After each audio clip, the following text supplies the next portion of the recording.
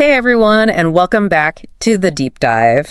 Yeah. Today we're going to be talking about something super important, raising confident kids. Yes. And it's so easy to get overwhelmed with all the different advice that's out there. It really is. So we've done the hard work for you. Yeah. We've sifted through tons of articles, expert insights, all sorts of things. Exactly. To bring you the best strategies for helping your kids thrive.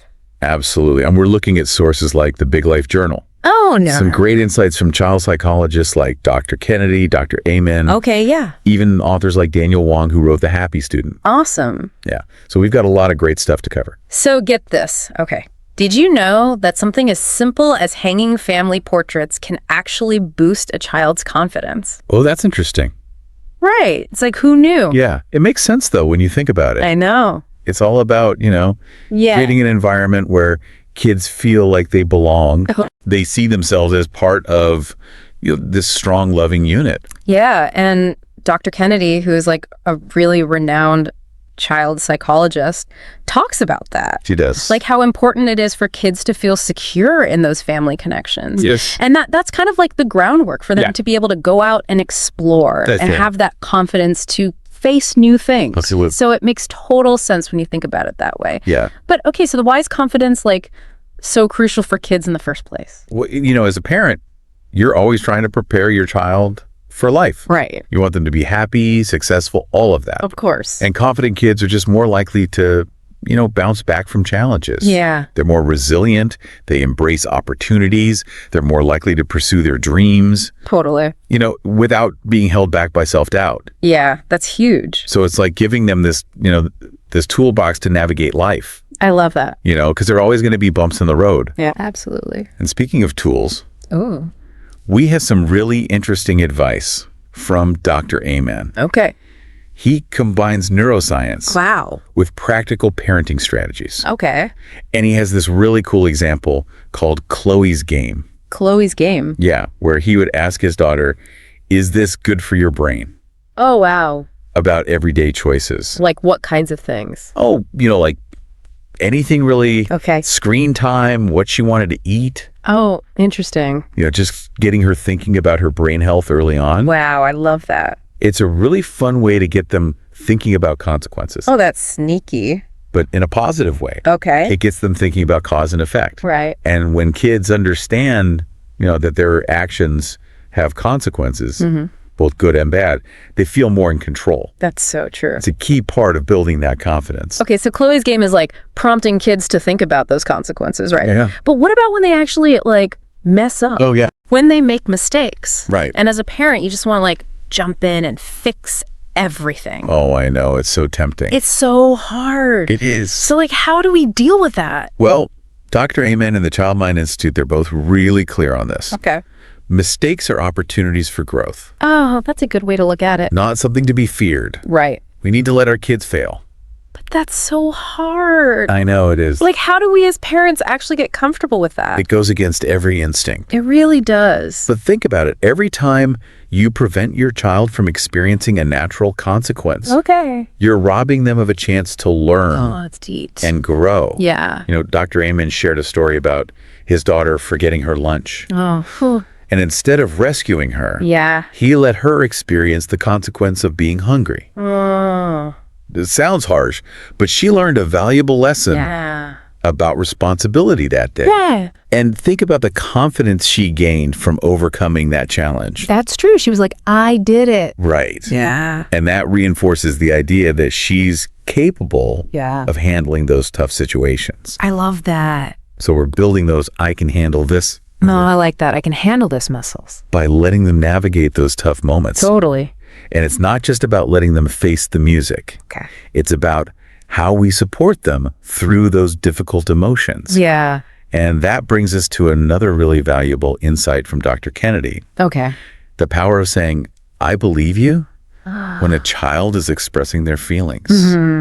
Interesting. Yeah, powerful stuff. Okay, let's dive into that. Yeah. It's like such a simple phrase, Right. but it's so powerful. I believe you. Yeah. It really makes you feel seen, Like you're being heard. Yeah, exactly. Especially when it's something that might seem small to us as adults, Totally. Yeah. but to them, Huge. it's their whole world. Right. And it's about validating that experience. Okay.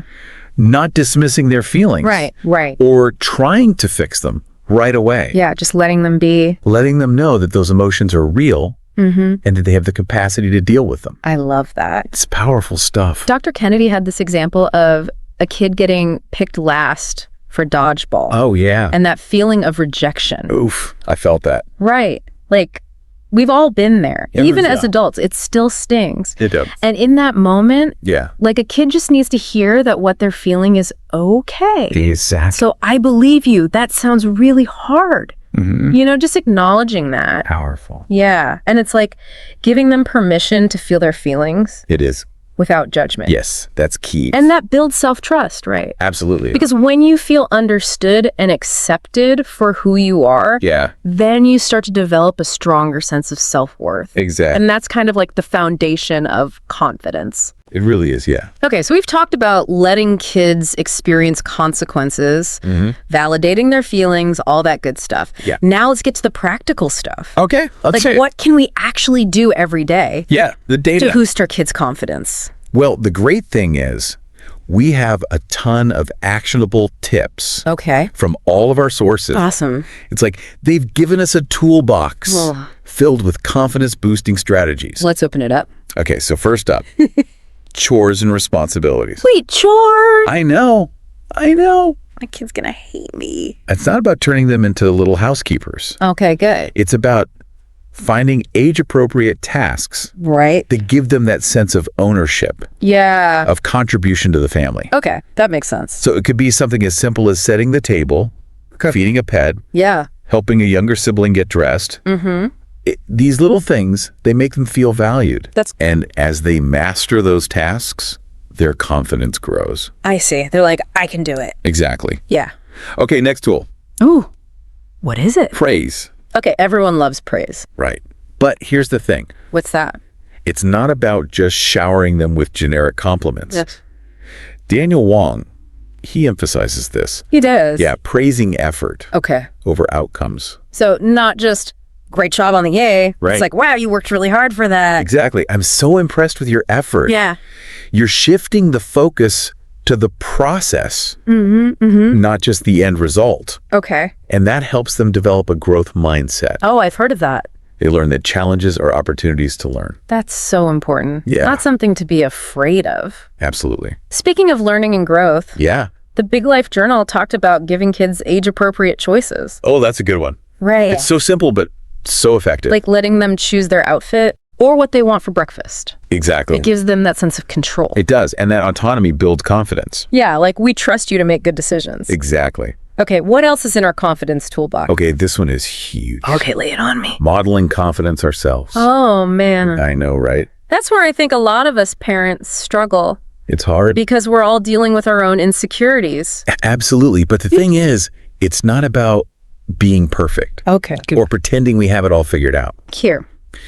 Dr. Ammon actually says Yeah. it's important to be authentic. So it's okay to let them see us mess up, Yes, really. it's actually beneficial for them Okay. to see that adults make mistakes too. Huh. The key is how we handle those setbacks. I see. Do we model resilience? Yeah. Do we seek support when we need it? Do we talk about our feelings in a healthy way? So it's not about hiding our struggles. No, not at all. It's about showing them how to deal with them. Exactly. That makes a lot of sense. And that, that's a big part of building confidence too. Okay. Wow, there's so much to think about here. There is. But I feel like we're really getting somewhere We are. with all these tools and strategies. Absolutely. So we've covered a lot of ground today. We have. Letting kids make mistakes, Yeah. validating those big feelings, giving them responsibilities, Right. praising their efforts, not just the outcome, Exactly. offering choices and like the big one, The big one. modeling that confidence ourselves. Well, important. Yeah, it's a lot. It is a lot, but the good news is Yeah. we don't have to do it all at once. Oh, absolutely not. We can pick and choose. Yeah, Start with what feels right. exactly. One step at a time. And I think that's really reassuring for parents I agree. because it's so easy to get caught up in trying to be perfect, Oh, yeah, but really it's about progress, it is. It's about the journey. not perfection. Not at all. Okay, but here's a question I've been thinking about. Okay. Why about us as parents? Oh, good question. Like our own confidence or lack of it. How does that play into all of this? That's such an important point. Yeah. Because our own confidence or insecurities absolutely affects how we parent. Okay. Think about it. Yeah. If we're constantly second-guessing ourselves, projecting our anxieties onto our kids, Oh, yeah.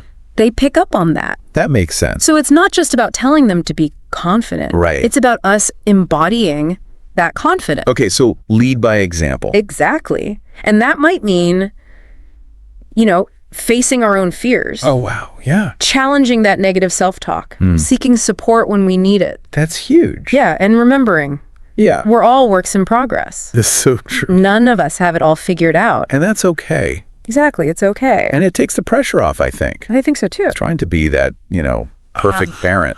Right. It's more about modeling that growth mindset. Yeah. Showing them that it's okay to make mistakes. That we're all learning and growing. Oh, and when they see us bouncing back, Yeah, from those setbacks. learn that resilience too. Exactly. Okay, so to wrap things up, Yeah. what's one key takeaway for our listeners?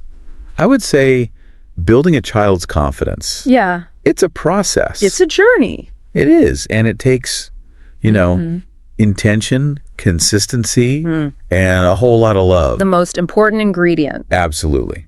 And the rewards are huge. They are. When we invest in our children's self-esteem, Yeah. we're setting them up for happier, healthier, more fulfilling lives. It's beautifully said. Thank you. And if anyone wants to learn more, Yes. Please check out those sources we mentioned. we'll have all the links in the show notes. Absolutely. So that's it for our deep dive today. Thanks for joining us. Thanks, everyone. And until next time, keep those minds curious and keep those conversations flowing.